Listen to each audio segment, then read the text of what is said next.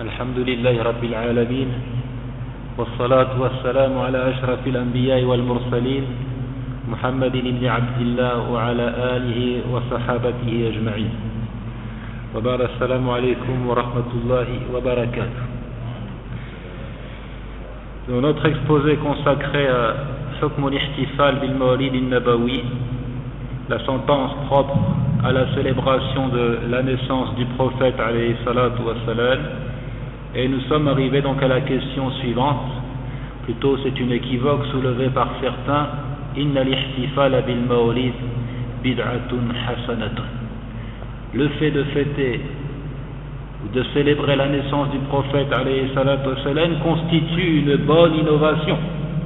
Et la question qui se pose est donc: y a-t-il de bonnes innovations? Hal min al-bid'i ma huwa hasan? Y a-t-il de bonnes innovations? Nous y répondons par la volonté d'Allah.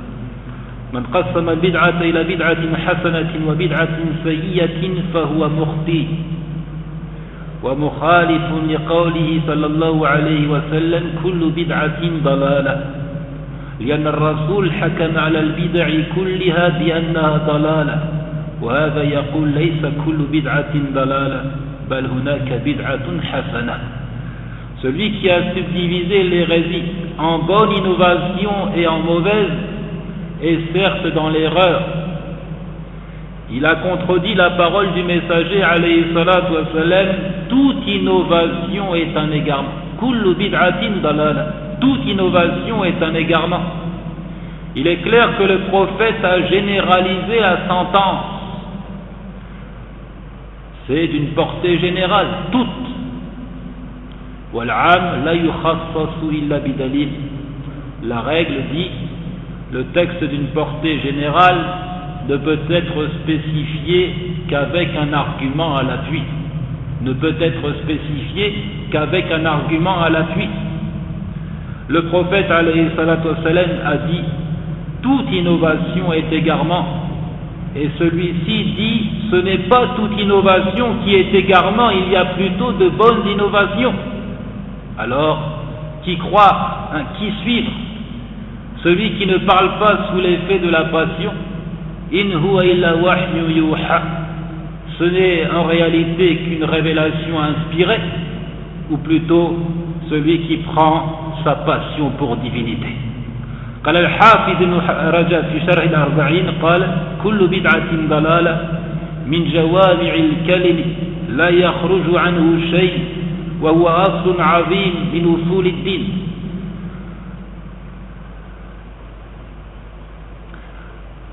وهو مثل قوله عليه الصلاة والسلام: من أحدث في أمرنا هذا ما ليس منه فهو رد. فكل من أحدث شيئا ونسبه إلى الدين ولم يكن له أصل من الدين يرجع إليه فهو ضلالة والدين بريء منه وسواء في ذلك مسائل الاعتقادات أو الأعمال أو الأقوال الظاهرة والباطنة. Ibn Rajab qui dit: toute innovation est un égarement, est une parole concise mais qui a une portée incommensurable. C'est un fondement des fondements de la religion. Cela ressemble à sa parole alayhi salatu wa salam: celui qui innove dans notre affaire-ci, c'est-à-dire la religion, celui qui innove dans notre affaire-ci ce qui n'en fait pas partie, alors son œuvre se verra rejetée. Donc quiconque invente quelque chose et l'attribue à la religion, alors qu'elle n'a pas de racine dans la religion auquel se référer, cela est un égarement. C'est un égarement et la religion le désavoue. Et peu importe que ce soit dans le domaine de la croyance, des œuvres ou des dires apparents ou cachés. Fin de citation. وَلَيْسَ لِلْقَائِلِينَ بِبِدْعَةٍ حَسَنَةٍ حُجَّةٍ إِنَّمَا هِيَ شُبُهَاتٌ. Ceux qui prétendent que l'innovation peut être appréciable, qu'il peut y avoir de bonnes innovations, n'ont pas d'argument, ils n'ont à l'appui que des équivoques auxquels nous allons répondre. Premièrement, قال عمر رضي الله عنه نعمة البدعة هذه. Premier équivoque, la parole de Umar ibn al-Khattab quelle bonne innovation que celle-ci, quelle bonne innovation que celle-ci. هذه الكلمة قالها عمر عندما جمع الناس في صلاة التراويح في رمضان على قارئ واحد وهو أمية بن كعب بعدما وجد الناس في المسجد يصلون التراويح أوزاعا متفرقين، فلما رأى حسن استماعهم لقراءة أمية ونظر إلى الصفوف فاستحسن ذلك فقال نعمة البدعة هذه، أخرجه البخاري وغيره. Umar réunit les fidèles derrière un seul récitateur, et il s'agit de Umayyah ibn Ka'b, afin d'accomplir les prières surérogatoires des nuits du Ramadan, at-Tarawih, et ce après avoir constaté qu'ils priaient en groupes éparpillés dans la mosquée du messager alayhi salatu wassalam. Voyant comment les dévots étaient attentifs à la récitation de Umayyah, et observant les rangs bien formés, il apprécia le spectacle et il s'écria Ni'matil bid'atu hadihi, quelle bonne innovation que celle-ci. Le récit est notamment cité par l'imam al-Bukhari, le récit numéro 2015. وقيام رمضان سنة فعلها النبي صلى الله عليه وسلم والناس خلفه لحديث أبي ذر قال كنا مع رسول الله رمضان فلم يقم بنا شيء من الشهر حتى بقي سبع فقام بنا حتى ذهب ثلث الليل فلما كانت السادسة لم يقم بنا فلما كانت الخامسة قام بنا حتى ذهب شطر الليل فقلنا يا رسول الله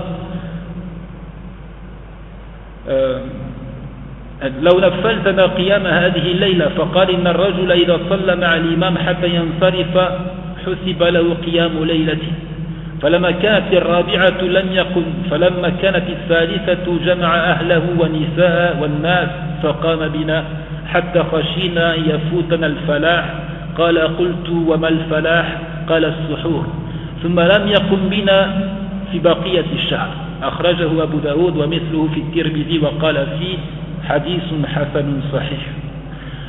Nous disons d'ores et déjà, la prière nocturne de Ramadan est une pratique prophétique. C'est une sunna. En effet, le prophète alayhi salatu wassalam a prié et les gens étaient derrière lui, comme l'indique clairement le récit de Abu Dhar, rapporté par Abu Daoud at-Tirmidhi. Nous avons jeûné Ramadan avec le messager d'Allah alayhi salatu wassalam, et il n'a pas prié avec nous durant ce mois, c'est-à-dire les prières nocturnes, jusqu'à ce qu'il ne reste que 7 jours à accomplir, la dernière semaine du Ramadan, c'est-à-dire les 7 derniers jours du Ramadan. Alors il pria avec nous jusqu'à ce que s'écoule le tiers de la nuit. Lors de la 6e nuit, il ne s'est pas tenu debout en notre compagnie. La 5e nuit, il a dirigé notre prière surérogatoire jusqu'à ce que s'en aille la moitié de la nuit. Nous lui dîmes, ô messager d'Allah, si tu priais avec nous durant toute cette nuit, il dit alors, si l'homme prie derrière l'imam jusqu'à ce qu'il achève la prière et s'en aille, alors on lui inscrit la prière d'une nuit complète. On lui inscrit la récompense d'une nuit de dévotion. Abu Dhar d'ajouter, la 4e nuit donc, il ne pria pas avec nous. La 3e nuit, il rassembla ses proches, ses épouses et tous les gens, et il se dressa en prière jusqu'à ce que nous craignions de manquer la félicité. Je dis, qu'est-ce que la félicité? Il dit as-suhur, c'est-à-dire le repas que l'on prend à l'aube avant d'entamer le jeûne. Ensuite, il ne pria pas avec nous pour le restant du mois. Encore une fois, ce récit rapporté par Abu Daoud at-Tirmidhi, jugé authentique, il exprime clairement que le prophète alayhi salatu wassalam a prié durant certaines nuits du mois de Ramadan, a dirigé la prière nocturne durant certaines nuits de Ramadan. لكنه لما خاف افتراضه على الأمة أمسك عن الدوام ففي صحيح البخاري عن عائشة رضي الله عنها أن رسول الله صلى الله عليه وسلم صلى في المسجد ذات ليلة فصلى الناس بصلاته ثم صلى القابلة فكثر الناس ثم اجتمعوا الليلة الثالثة أو الرابعة فلم يخرج إليهم رسول الله صلى الله عليه وسلم فلما أصبح قال قد رأيت الذي صنعتم فلم يمنعني من الخروج إلا أني خشيت أن يفرض عليكم ذلك في رمضان خرجه المالك في موطئه. Mais lorsque le prophète alayhi salatu wassalam craint que cela soit rendu obligatoire pour la communauté, il évita de persister dans son accomplissement, il évita de prier continuellement. Dans le recueil authentique de Aïcha radiyallahu anha, que le messager d'Allah sallallahu alayhi wa sallam pria dans la mosquée une nuit et les gens prièrent avec lui. Puis il pria la nuit suivante et les gens se firent plus nombreux encore. Puis la troisième ou la quatrième nuit, ils se réunirent donc, attendant le messager sallallahu alayhi wa sallam pour pouvoir prier derrière lui. Le messager ne sortit pas vers eux. Au petit matin, il dit « J'ai bien vu ce que vous avez fait, c'est-à-dire, j'ai constaté que vous étiez réunis dans la mosquée à m'attendre, et rien ne m'a empêché de sortir si ce n'est la crainte que cela soit rendu obligatoire pour vous durant le Ramadan. Si ce n'est la crainte que cela soit rendu obligatoire pour vous durant le mois du Ramadan. » Le récit est rapporté notamment par Malik dans le Muwatta et l'imam al-Bukhari dans le Sahih. C'est donc la peur que cela soit prescrit comme une œuvre obligatoire qui a retenu le messager alayhi salatu wassalam, qui l'a freiné dans son accomplissement. لقد جاءكم رسول من أنفسكم عزيز عليه ما عنتم حريص عليكم بالمؤمنين رؤوف رحيم. Comme le dit le Très-Haut dans la description du messager, un messager pris parmi vous vous est certes venu, auquel pèsent lourd les difficultés que vous rencontrez, plein de sollicitude pour vous, compatissant et miséricordieux envers les croyants.